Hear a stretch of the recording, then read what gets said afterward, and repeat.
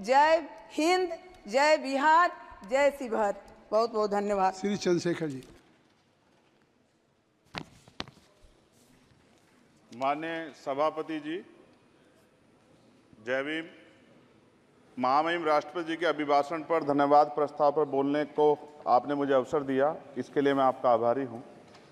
सभापति महोदय, सर्वप्रथम मैं बहुजन समाज में जन्मे सभी संतों, गुरुओं, महान पुरुषों को नमन करता हूं, जिनमें महात्मा ज्योतिबा फूले, डॉक्टर बाबा साहब अम्बेडकर और मान्यवर काशीराम साहब को मैं याद भी करता हूं आज के दिन पर।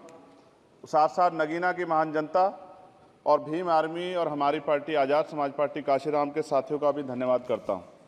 इसके बाद अपने कुल गुरु जगत गुरु सदगुरु रविदास जी महाराज को भी मैं नमन करता हूं, जिन्होंने दुनिया को लगभग 600 साल पहले बेगमपुरा शहर के रूप में दुनिया का सबसे महान लोकतांत्रिक दर्शन दिया।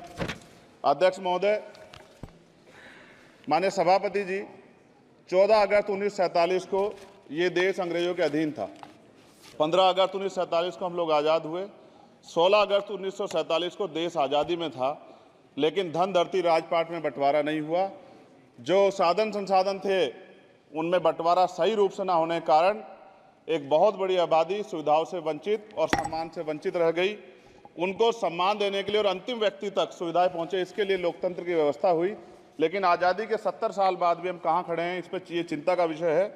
मैं मानता हूं कि सामाजिक न्याय तभी होगा माननीय सभापति जी, जब जातीय जनगणना पूरी होगी और जातीय जनगणना कराई जाएगी और साथ साथ संख्या के आधार पर आरक्षण जो है वंचित वर्गों का बढ़ाया जाएगा। उसके साथ साथ जब राष्ट्रपति जी अभिभाषण पे बात रख रही थी तो उन्होंने शहरी और ग्रामीण क्षेत्रों के विकास की बात कही और ये भी कहा कि दुनिया में सबसे उत्तम शहर हमारे यहाँ बने। लेकिन माननीय सभापति जी, 70% आबादी तो गांव में निवास करती है, तो गांव की आबादी के बारे में भी सोचना होगा कि उनका जीवन कैसे बदले। माननीय सभापति जी, उच्च शैक्षणिक संस्थानों में बहुजन समाज के जो छात्र हैं उनके साथ कास्ट एट्रोसिटी हो रही है, निरंतर उनकी हत्या हो रही है। साथ साथ जो सरकारी कर्मचारी हैं दफ्तरों में, उनके साथ भी जो SC ST OBC और मुस्लिम और अन्य धार्मिक अल्पसंख्यक, उनके साथ भी माननीय सभापति जी जातिगत और धार्मिक जो है शोषण किया जा रहा है। इसलिए मेरी मांग भी है कि पुरानी पेंशन को भी अध्यक्ष जी बहाल किया जाए। जो कर्मचारी देश की सेवा में लगे हैं उनका भी सम्मान होना चाहिए। साथ साथ सभापति जी, भाजपा ने चुनावी लाभ के लिए सबका साथ सबका विकास के नारे दिए जो खोखले हैं, क्योंकि 10 साल में दलित, पिछड़े, आदिवासी, मुस्लिम और अन्य धार्मिक अल्पसंख्यक के जो अत्याचार हुए हैं वो किससे छिपे हुए नहीं हैं। ये गलत है, ये बंद होना चाहिए।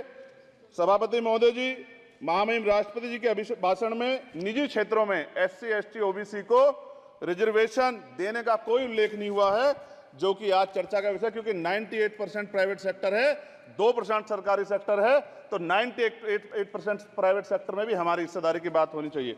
माननीय सभापति जी, आशा कार्यकर्ताओं, आंगनबाड़ी वर्करों, भोजन माताओं के वेतन वृद्धि पे भी कोई उल्लेख नहीं हुआ है, वो भी अभी नंगे, उन पर भी सोचना पड़ेगा। माननीय सभापति जी, जिस क्षेत्र से मैं चुन के आऊँ नगीना से, वो बहुत पिछड़ा क्षेत्र है। उस क्षेत्र में कोई विशेष आर्थिक पैकेज नहीं दिया गया, रोजगार की सेवाएं नहीं है, नौजवान पलायन करता है। IIT, IIM, एम्स, केंद्रीय विद्यालय आदि शिक्षा में और चिकित्सा संस्थानों की स्थापना होनी चाहिए, जो कि नहीं है।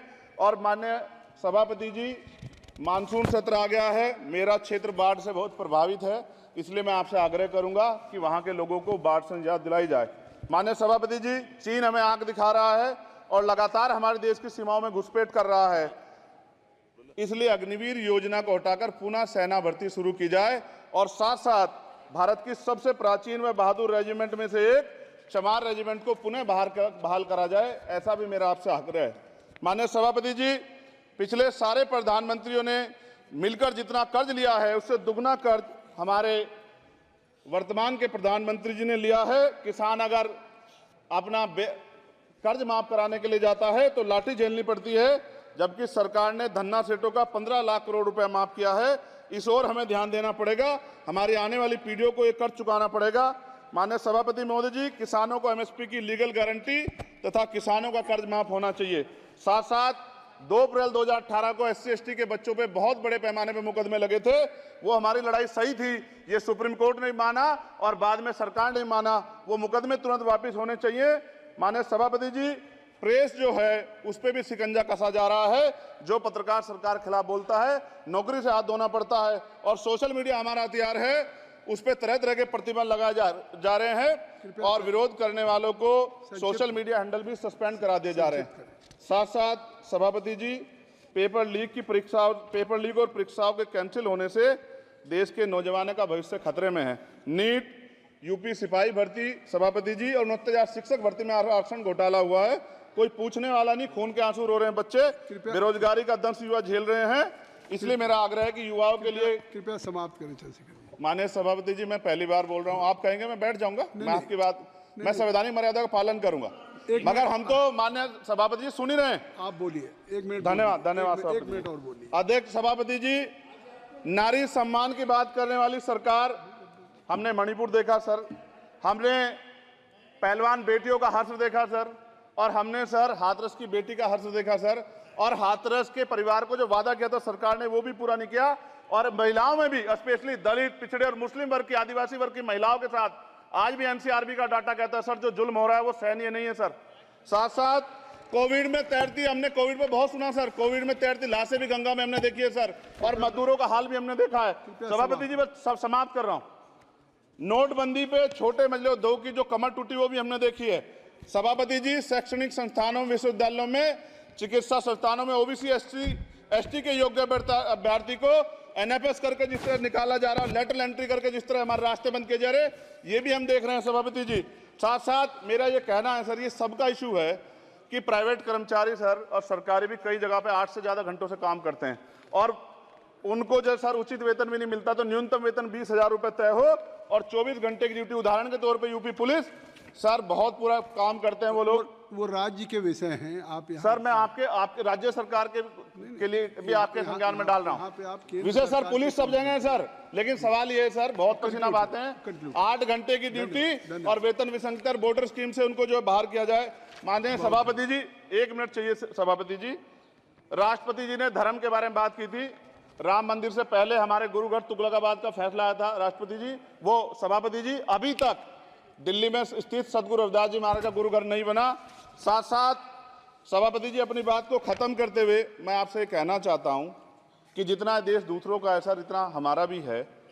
हम मरने के लिए पैदा नहीं हुए, जो चाहता है हमारी हत्या कर देता है। मूछें रखने पे, घोड़ी पे बैठने पे, मटकी छूने पे हमारी हत्या हो रही है। क्या बदला है सर? 70 साल बाद भी दलित, पिछड़े, मुसलमानों पे हिंसा नहीं रुक रही है सर। मेरा आपसे संरक्षण के साथ ये आग्रह है कि इन घटनाओं को रोका जाए, और देश किसी की बपोती नहीं है, देश संविधान से चलता है सर, और संविधान से चलेगा। संविधान छेड़खानी बर्दाश्त नहीं की जाएगी सर। धन्यवाद।